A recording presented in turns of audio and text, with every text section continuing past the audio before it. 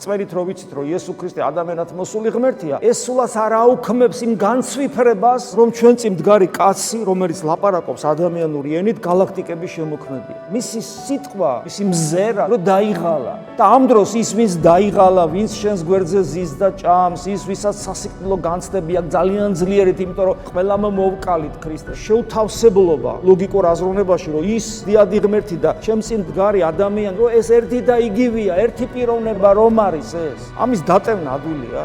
ამიტომაც არის ქრისტიანს მუდამ ებრძვის ეჭვი, იმიტომ რომ ეშმაკმა იცის, რომ ამის დატევნა ძალიან რთულია. სულ იბრძვის ადამიანში. რა ვქნათ ასე დროს ადამიანი იკითხავს. ერთადერთი გასაღები არსებობს, რომ ეშმაკმა ვერ დაგამარცხოს. ეს არის აღიჭურვო იმ თვისებით, რომელიც ადამიანად მოსულ ღმერთს აქვს. ეს არის თავდაბლობა, რაც ყველაზე ძალიან უჭირს ადამიანს. განსაცდელების უმთავრესი მიზეზი არის სიმდაბლის არ ქონა ადამიანში.